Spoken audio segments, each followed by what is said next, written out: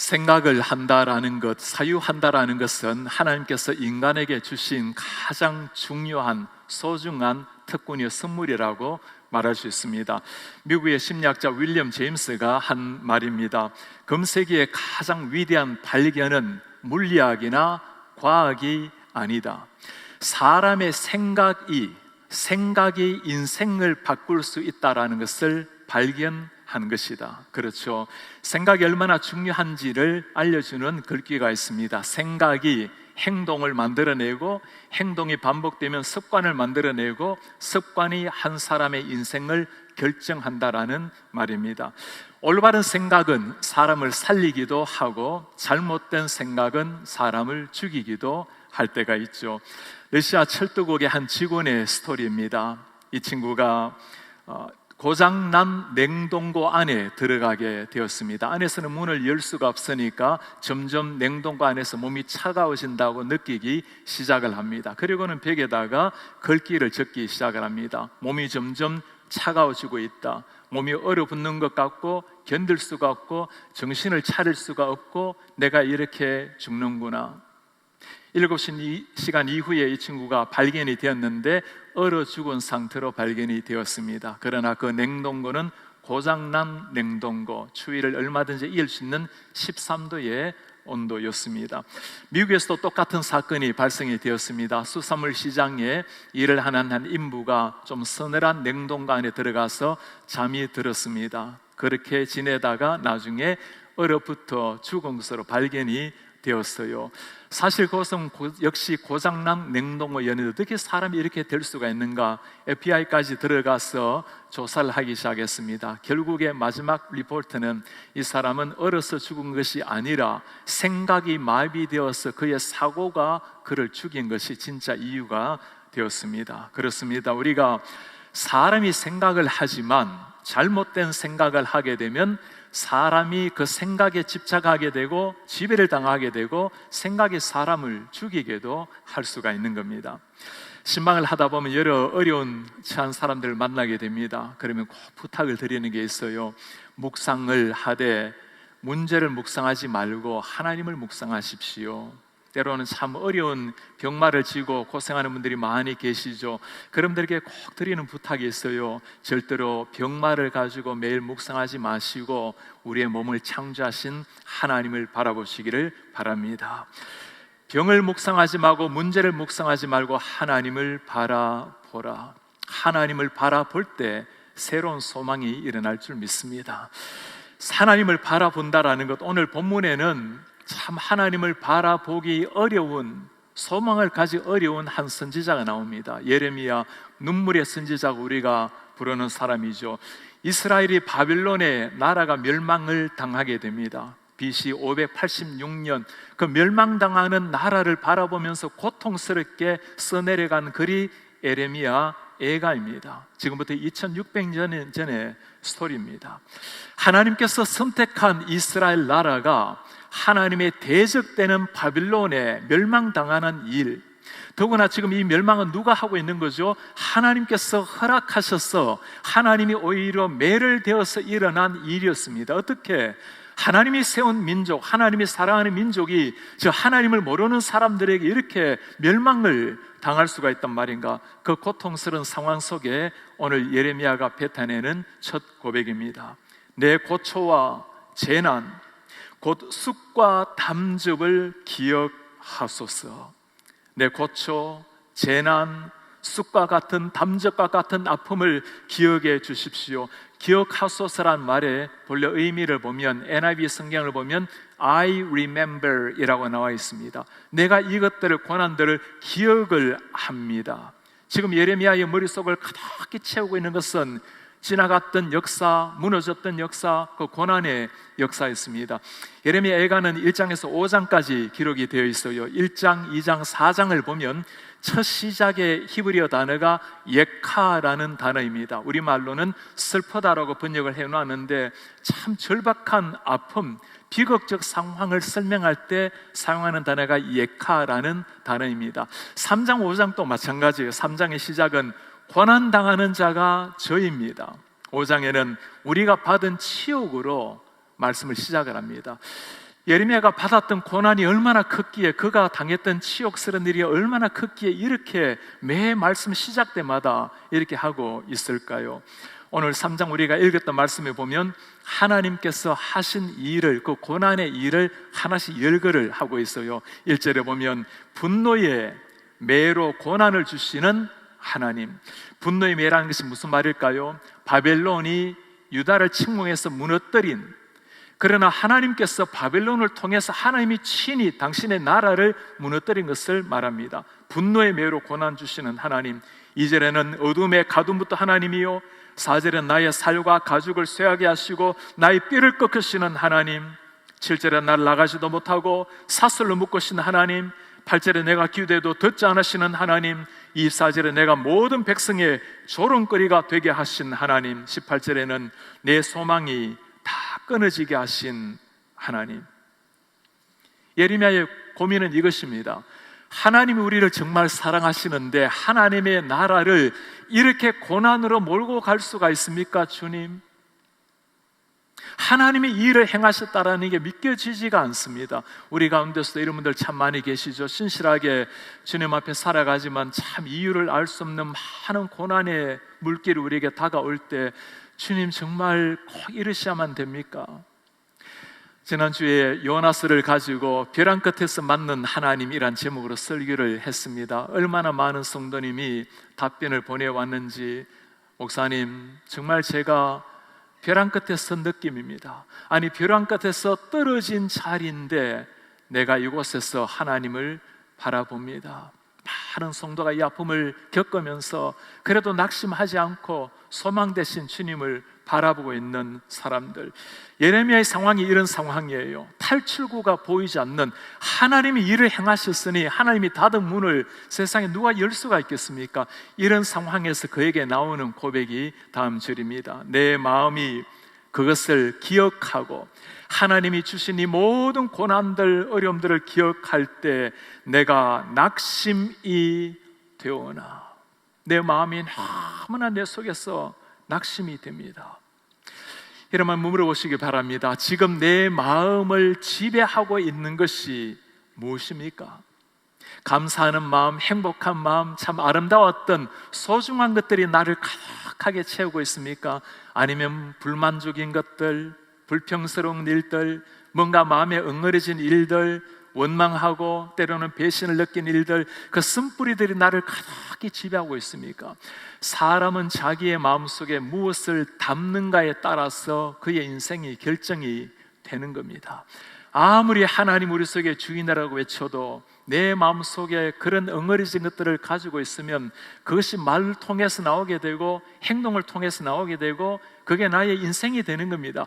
나는 본래 그런 사람이 아닌데요, 본래는 아니었을지 모르지만 그런 사람이 되어버린 거예요. 그게 결국에는 인생의 결정을 시켜버리는 겁니다. 오늘 예레미야가 이런 상황에 빠진 겁니다. 아무리 사방을 돌아보아도 감사할 것이, 평안을 누릴 것이 하나도 없는 이런 상황. 아마 우리말로 표현하면 희망 없음이라고 되겠죠. 단테 신곡에 보면 지옥편 스토리가 나옵니다. 지옥편에 대한 시편 중에 마지막 한 글귀가 나와요. 이곳을 들어오는 사람은 일체의 희망을 버려라. 그것이 바로 지금 예레미야가 겪고 있었던 상황이었습니다.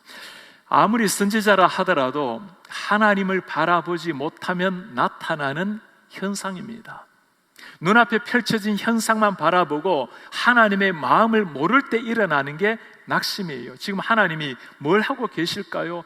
저 이방나라 우상을 섬기는 바벨론을 들어서까지 당신의 민족을 심판하고 있다면 하나님이 뭘 지금 하려고 하는지를 보셔야 되겠죠. 이렇게 심판하실 때까지는 내가 너를 사랑한다라는 하나님의 음성을 들어야 되는데 하나님께 눈이 고정되지 못하고 일어나고 있는 현상, 세상에 고정되었을 때 그에게 일어난 일은 낙심이었습니다. 예레미야 뿐이겠습니까? 주님의 제자들도 마찬가지였어요. 부활하신 주님을 만났지만 그들의 머릿속에 그들의 생각, 절망스러운 생각, 낙심이 가득히 쌓여 있으면 눈을 보고도 보지 못하는 거예요. 예수님과 함께 엠마오로 길을 걸어가고 있음에도 불구하고 예수님을 못 알아보는 사람들, 이럴 수 있는 거예요. 우리 생각에 주님으로 예수께서 우리 속에 왕으로 와 계신다 하더라도 내 생각, 내 고민, 나의 아픔, 나의 쓴뿌리, 이것이 나를 가득하게 싸고 있으면 아침에 일어나면 그것이 나를 지배해버리는 겁니다. 우리가 사람이 생각을 하는 주체이지만 잘못된 생각에 끌리게 되면 잘못된 생각이 우리를 엉뚱한 곳으로, 결국에는 우리의 영혼을 죽이는 곳까지 이르게 되는 겁니다. 우리는 이런 안타까운 현상을 보면서, 한편 예레미야를 보면서 너무 안타깝게 그 눈물의 선지자를 보면서 안타깝지만 또 한편 참 위안을 받기도 해요. 주님의 제자들도 예레미야도 이렇게 낙심을 경험한 사람이라면, 엘리야도 낙심했고 베드로도 낙심했고 수많은 사람이 낙심을 경험했다면 세상에 낙심을 경험하지 않을 사람이 어디에 있겠습니까? 그러나 우리 그리스도인에게는 이때가 중요하죠. 낙심스러운 상황이라고 낙심에 빠져버리는 것은 아닌 거죠. 우리는 완전히 쓰러진다 하더라도 영영 쓰러지지 않을 것은 우리의 손을 붙들고 계시는 하나님이 계시기 때문입니다. 믿음으로 바라봐야 될 분이 계시기 때문이에요. 믿음을 다른 말로 표현하면 바라봄이라고 말할 수 있습니다. 환경이 아니라 하더라도, 심지어 내 자신이 하나님 앞에 부끄러운 존재라 하더라도, 그러나 그 자리에서 하나님을 바라보는 겁니다. 무엇을 바라봅니까? 이런 상황에도 내 손을 붙들고 계시는 인자하신 하나님을 바라보는 겁니다. 세상이 바뀔까요? 세상 쉽게 바뀌지 않죠. 상황이 변화됩니까? 상황이 그대로라 하더라도 바뀌는 것이 하나 있어요. 상황에 대한, 고난에 대한 해석이 달라지는 겁니다. 어떻게 달라질까요? 우리 21절 보시겠습니까? 이것을 내가 내 마음에 담아두었더니 그것이 오히려 나에게 소망이 되었음은, 소망으로 바뀌어진 거예요. 낙심해서. 왜 그래요? 여호와의 인자와 긍휼이 무궁하심으로 우리가 진멸되지 아니함이니이다. 하나님의 인자와 긍휼을 생각하니까 모든 것들이 아니지만 무너졌지만 오히려 소망을 가지게 되었나이다. 자신을 바라보면 낙심이 일어나고 상황을 바라보면 절망이 일어나지만 여호와 하나님을 바라보면 소망의 샘물이 솟아나는 줄 믿습니다. 인자와 긍휼의 하나님, 이 처참히 무너진 상황 속에서도 무슨 인자와 무슨 긍휼을 생각하겠어요? 그러나 하나님 우리를 향해서 하신 그 인자와 긍휼을 가만히 돌아보기 시작합니다. 여러분이 인자라는 단어가 뭐죠? 헤세드라는 단어, 구약 전체에서 하나님의 마음을 가장 잘 보여주는 마음입니다. 인간은 무너지고 넘어지지만 everlasting love, 끝까지의 사랑으로 우리를 붙들어 주시는 그 하나님. 긍휼이라는 단어, 히브리어는 라함이라는 단어를 사용해요. 신약의 헬라어로 보면 스프랑크나라는 단어입니다. 예수님의 마음을 보여주는, 사랑하는 영혼을 위해서 내 심장이 찢어지는 아픔을 표현할 때 쓰는 단어예요. 이스라엘 백성들을 치셨지만 그러나 하나님의 마음은 심장이 찢어지는 아픔을 가지고 당신의 백성에게 다가오시는 우리 하나님. 정말 이스라엘 역사를 돌아보면 그래요. 출애굽한 역사 기억납니까? 하나님이 자유의 몸을 주셨지만 그들은 여전히 광야에서 하나님을 저주하고 원망하고 금송아지를 섬긴 사람들, 그보다 더한 사람들도 있죠. 노아 홍수를 기억합니까? 모든 육체가 하나님을 버리고 죄로 빠져버린 사람들, 하나님께서 그들을 두고 내가 지면에 인간 만든 것을 한탄하며 쓸어버리겠다고, 없애버리겠다고 한탄하실 정도. 그러나 하나님의 긍휼은 거기서 끝나지 않았습니다. 이스라엘 백성들 광야 땅을 지나게 하셨고 노아와 그의 가족을 통해서 인류가 멸절되지 않고 오늘까지 오게 하신 거예요. 그것이 하나님의 긍휼이요 사랑이었습니다. 처참한 무너진 상황 속에서도 이 하나님을 바라볼 때 소망이 생기는 줄 믿습니다. 사막의 무덤이라는 소리가 있죠. 사막의 무덤, 아버지와 아들이 사막 한복판을 횡단을 합니다. 가도 물은 없고 지쳐가고 죽음의 위협이 그들을 기다립니다. 아버지가 아들에게 용기를 줘요. 반드시 마을이 나온단다. 가다가 사막 한가운데 무덤을 발견을 했어요. 아들이 드디어 자포자기합니다. 아버지, 우리처럼 길을 찾다가 헤매다가 죽은 사람들의 무덤이에요. 아버지가 말을 하죠. 아니란다. 무덤 있는 것을 바라보면 반드시 근처에 사람 사는 곳이 있단다. 똑같은 죽음의 무덤을 바라보았지만, 사막의 무덤을 바라보았지만 그것이 죽음으로 이끄는 사람이 있는가 하면 생명의 소망을 가지고 일어나는 사람들이 있어요. 여러분들의 생각은 어느 곳에 속해 있습니까? 똑같은 사막 한가운데 던져진 인생, 고난과 아픔의 눈물을 마시면서 때로는 사막의 무덤을 발견하면서 낙심하는 사람, 아니면 저 무덤을 바라보면서 어딘가 사람이 있다고 일어나는 사람입니까? 우리는 무엇을 담는가에 따라서 생각이 결정되고 행동이 나오고 습관이 나오게 되고 인생의 결정을 짓게 되는 거예요. 우리 속에 계시는 예수 그리스도, 그 성령이 나를 완전히 지배하게 되면 상황을 뛰어넘는 새로운 소망이 일어나는 겁니다. 어떤 사람이, 예레미야가 그렇게 말하겠죠.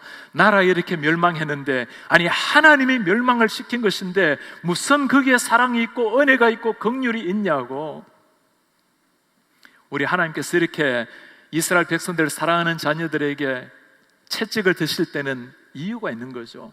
33절에 하는 말씀입니다.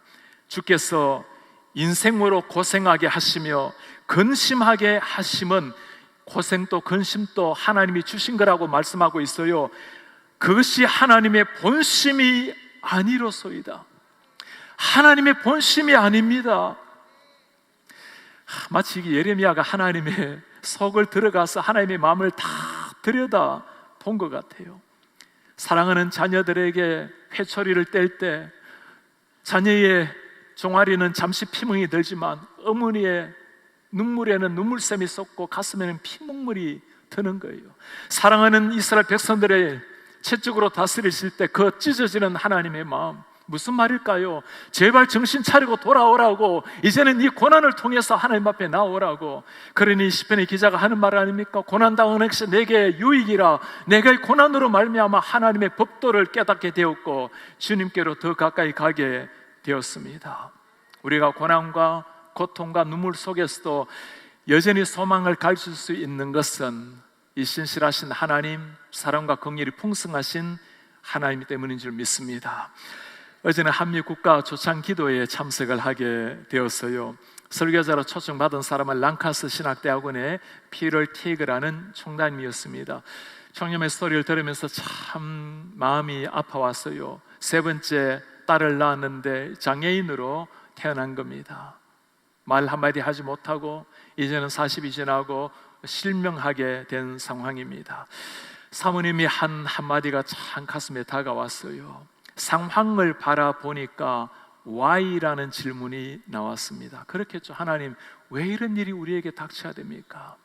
그러나 하나님이 행하실 일, 하나님의 신실하심을 바라보고 나니까 Why가 아니라 How라는 대답이 나왔습니다. 주님, 제가 어떻게 이 아이를 잘 키워서 하나님의 영광이 되게 할까요? 제시카라는 딸의 이름입니다. 제시카 and Friends Community라는 소책자를 발행을 해요. 그 소책자에 총장님이 쓰신 글입니다. 그 고통스러운 날들을 돌아보면 As we look back on those challenging years, we don't know how we survived as a family. 우리가 가족으로서 어떻게 이겨냈는지를 모르겠습니다. But we do know it was God's grace helping us to take one day at a time. 하루하루 살아가게 한 것이 하나님의 은혜였습니다. No matter how challenging the moment was, 아무리 어려운 상황이라 할지라도 we knew God would give us just enough grace for that day. 그날에 족한 은혜를 하나님이 주셨다라는 사실입니다. And with God's help and strength, we could face each tomorrow. 하나님의 힘으로, 도우심으로 내일도 맞이할 수가 있었습니다. 그러고 난 다음에 총장님이 바로 다음 구절 인용한 말씀이 우리가 오늘 읽은 예레미야 예가 3장 22, 3절이었어요. 여호와의 인자가 긍휼히 무궁하심으로 진멸되지 않습니다. 이것들이 아침마다 새로우니 주의 성실하심이 크도소이다. Every morning 주의 성실하심으로 다가오시는 우리 하나님. 이스라엘 백성들이 어떤 백성입니까? 자기 자신들도 믿지 못했던 사람들이에요. 하루 하나님의 은혜를 얻었지만 그러나 하나님 앞에 변질되고 반역하고 그렇게 무너지는 이스라엘 백성들을 향해서 하나님이 또 은혜를 주실까요? 매일매일 에브리데이에 주시는 은혜가 없다면 아마 자기 자신들도 아무것도 할 수 없는 사람들이었을 거예요. 하나님이 매일매일 그들에게 다가오신 그 신실하심을 뭘 통해서 보여주셨나요? 광야의 만나를 기억하십니까? 하나님이 말씀하십니다. 매일 아침 가서 만나를 거두어라. 매일매일. 여러분, 이게 환경적으로 맞는 말입니까? 광야입니다. 내일 먹을 음식이 없는 곳, 내일을 저장해 두어야 안전한 것 아닙니까? 그러지 말라는 거예요. 오늘 하루 주는 것을 먹고 내일 또 줄 하나님을 기대하라는 겁니다. 광야에서 주시는 만나는 정말 우리가 하나님의 신실하심을 믿고 있는지 확인하는 시금석이 되는 거예요. 오늘날도 그러지 않습니까?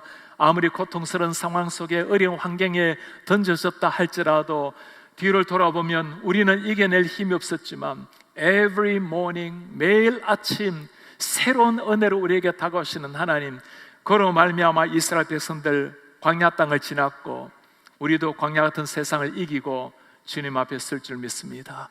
우리가 준비가 되었을까? 아니에요. 하나님의 그 은혜, 그 사랑, 긍휼이 끊임없는 신실하신 하나님이시기 때문입니다.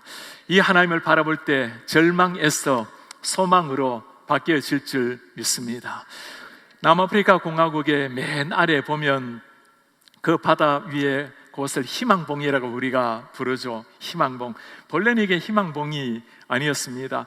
포르투갈의 탐험가 바톨로메오 디아스가 1488년 그 희망봉 그 해로를 발견을 했는데 이것이 얼마나 파도가 심하고 폭풍이 심한지 처음에는 The Cape of Storms, 폭풍의 곳이라고 불렀어요. 이제 차후에 사람들 그곳을 많이 왕래하게 되고 해로가 잘 개발이 되니까 이게 얼마나 교통수단이 유용한지를 다시금 보게 된 거예요. 그때는 이게 Cape of Storm이 아니라 The Cape of Good Hope, 그때부터 희망봉이라고 부르게 된 겁니다.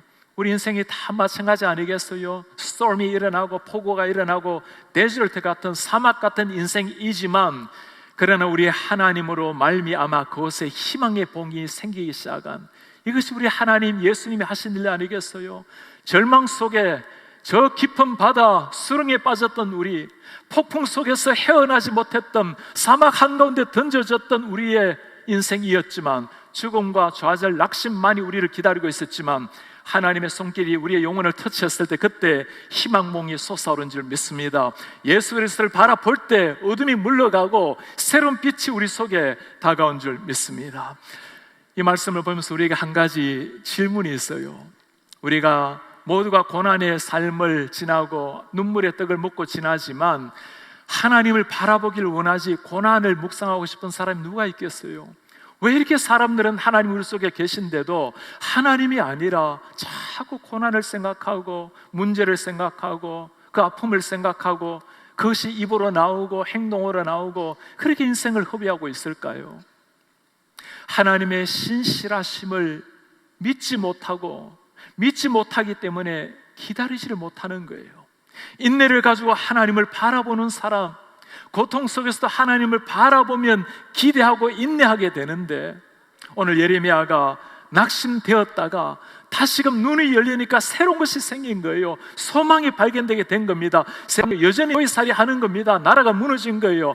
그러나 새로운 눈이 열리기 시작했습니다. 그때 나왔던 고백을 볼까요? 내 심령에 이르기를 여호와는 나의 기업이십니다. 그러므로 내가 그를 바라봅니다. 내가 하나님을 바라봅니다. I will hope in Him. 하나님에서 내가 희망을 가지게 됩니다. 기다리는 자들에게나 구하는 영혼들에게 여호와는 선하십니다. 하나님을 기다리는 사람, 하나님을 찾는 사람, 사람이 여호와의 구원을 바라고 잠잠히 기다림이 좋도다. 하나님의 신실하심을 아는 사람, 하나님이 사랑하는 자녀들에게 좋은 것을 주기를 아는 사람, 그들이 할 수 있는 일이 하나님을 바라고 기다리고 잠잠하게 하나님의 역사를 기대하며 기다리는 사람이에요. 이것이 주님 우리에게 기대하시는 겁니다. 환경이 바뀌도록 그냥 기다리는 게 아니에요. 하나님을 바라봄으로 환경에 대한 해석이 달라지고 해석이 달라지면 인생이 달라질 줄 믿습니다. 오늘 우리는 무너진 예루살렘을 바라보면서 참 고통스럽게 탄식하는 예레미야의 눈물을 보았습니다. 절망의 자리에서, 낙심의 자리에서 신실하신 하나님을 바라보면서 하나님의 은혜를, 긍휼, 사랑을 노래했던 예레미야. 똑같은 상황이지만 무엇을 바라보는가, 내 마음속에 무엇을 담아두는가에 따라서 인생이 달라졌습니다. 하나님 없는 세상을 꿈꾸면 절망밖에 없습니다. 하나님이 계신 세상, 하나님이 계신 내 모습을 바라보면 소망이 일어나는 겁니다.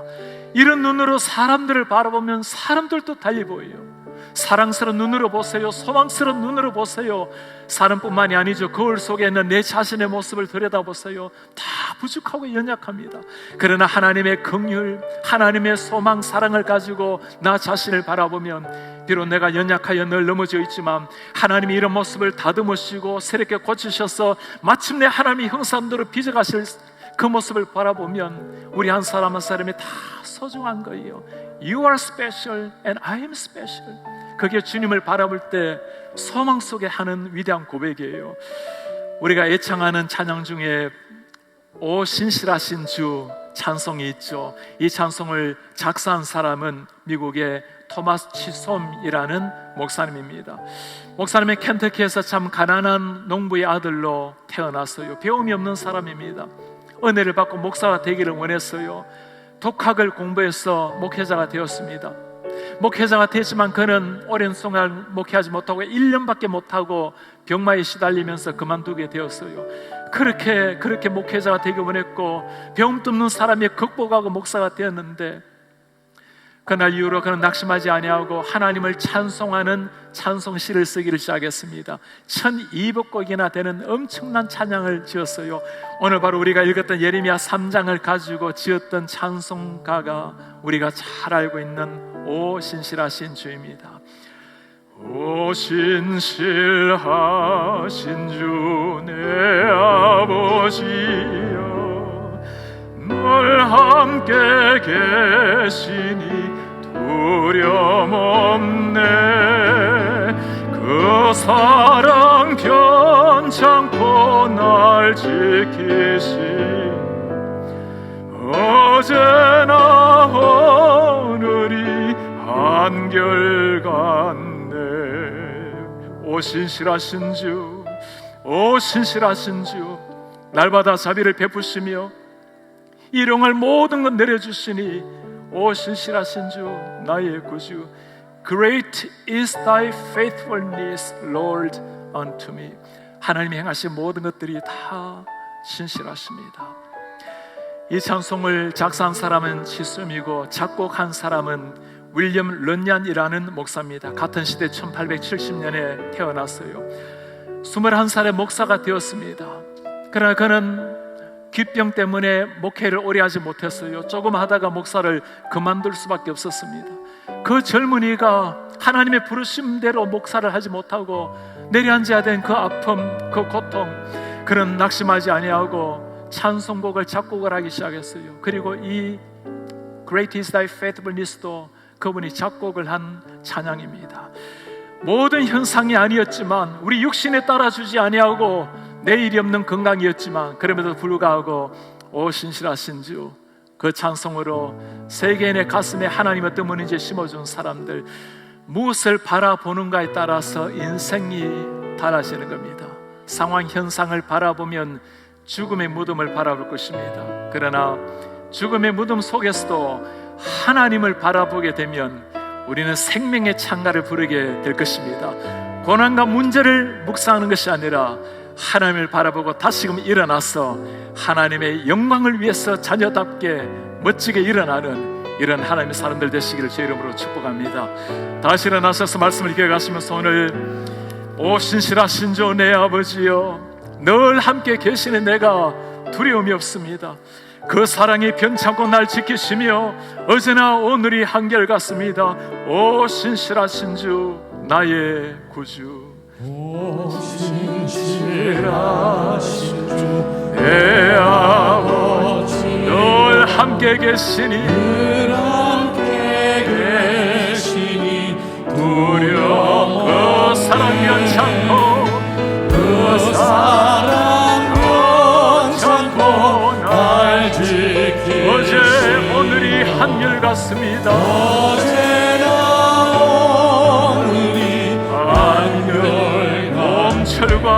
여름 봄철과冬가을과 해와 달 별들 해와 달 별들도 만물이 주 영광 드러내도다 만물이 주 영광 드러내 신실한 주 사랑 신실한 주 사랑 나타내 오 신실하신 주 오 신실하신 신실하신 주 오 신실하신 날마다 자비를 베푸시며 날마다 자비를 베푸시며 일용할 모든 것 일용할 모든 것 내려주시며 오 신실하신 주 오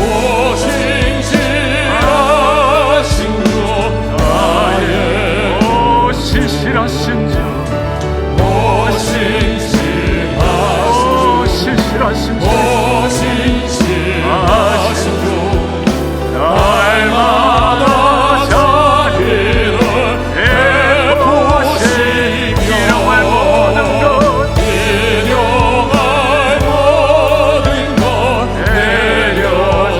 내려주시며 오 신실 오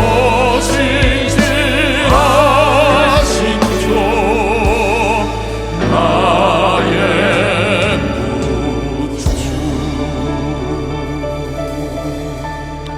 우리의 마음 속에 담고 있는 것이 무엇입니까? 우리의 눈은 무엇을 바라봅니까? 어떤 생각이 우리의 마음, 몸을 지배하고 있습니까? 생각하는 것이 행동을 만들어내고 그것이 삶의 패턴이 되고 인생의 결정이 되는 겁니다.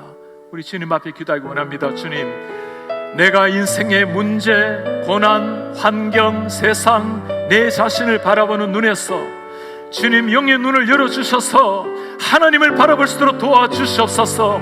광야 땅을 걸을 때가 있습니다. 때로는 바다 한복판에 던져진다 할지라도 주님, 우리가 광야를 묵상하지 아니하고 내 손을 붙들고 계시는 하나님을 묵상하고 다시금 일어날 수 있도록 너를 도와여 주시옵소서. 팬데믹 중에도 함께 하시는 하나님, 우리가 주님을 바라보며 우리의 삶을 통해 우리가 누리는 평강을 통해서 우리 하나님을 세상 만방에 펼치기를 원합니다. 주님, 일생토록 문제를 묵상하지 않고 하나님을 묵상하러 말미암아 주님의 영광의 도구가 될 수 있도록 우리를 사용하여 주옵소서. 한 목소리로 기도하겠습니다. 오 하나님 아버지, 주님 앞에 감사합니다. 사는 죄 모든 종들에게 은혜를 도와주시옵소서. 우리 가슴 속에 하나님을 주시옵소서. 우리 마음을 하나님을 주님 주신 말씀으로 찾아주시옵소서. 영광의 주님, 당신을 바라보시고 새롭게 도와주십시오. 하나님 아버지, 믿음의 굳건하게 서서 영원을 바라보며 하나님 영광을 바라보며 지나가며 나아갈수록 지원을 도와여 주시옵소서. 우리 하나님 앞에 감사히 기도합니다. 하나님, 그렇게 우리를 새롭게 하시옵소서. 우리 가슴 속에 세대를 도와여 주시옵소서. 주님 앞에 감사히 하나님 아버지, 역사에 찾아주시옵소서. 하나님 예수 그리스도 앞에 감사를 드리옵소서. 그의 역사에 주십시오. 그의 주십시오. 소망 넘치게 하시옵소서. 그렇게 하시고 아버지, 우리 아버지, 존귀하신 우리 아버지요, 광야길을 걸어도 바다 한복판을 항해해도 이글거리는 파도가 아니라 망망한 광야가 아니라 우리 눈을 열어 주를 바라보기를 원합니다. 주님, 깊은 절망에 던져져도 수렁에 빠진다 할지라도 우리 오른손을 붙들고 계시는 하나님, 내가 나 자신에게도 만족할 수 없고 믿을 수 없을 때에도 여전히 내가 너를 사랑한다고 너는 존귀한 나의 아들, 딸이라고 말씀하시는 우리 하나님을 바라보고 낙심의 거풀을 걷어내고 소망의 희망의 날개짓을 펼칠 수 있도록 은혜 도와여 주옵소서. 그렇게 하루하루 살아내기를 원합니다. 주님, 그렇게 한 날 한 날 희망의 노래로, 소망의 찬가로 세상 사람들에게 소망 없는 세상에 하나님을 전가하며 우리 가정의 하늘의 기쁨을 노래하며 우리 교회가 그 하늘의 소망으로 가득 차 올라서 우리 하나님을 영화롭게 할 수 있도록 하나님의 은혜를 도와여 주옵소서. 그 소망의 주님을 바라보며 우리 주 예수 그리스도의 이름으로 기도하나이다. 아멘. 주 예수 그리스도의 은혜와 하나님의 사랑과 성령의 교통하심이 낙심의 파도가 밀려온다 할지라도 우리가 낙심에 빠지지 아니하고 눈을 들어 소망의 하나님, 눈을 들어 생명 주신 하나님, 여전히 내 오른손을 붙들고 계시는 하나님을 바라보고 다시금 일어나 하나님의 사명 자녀답게 이루기를 원하는 주의 모든 백성들 머리 위에 지금부터 영원토록 함께 있을지어다. 아멘.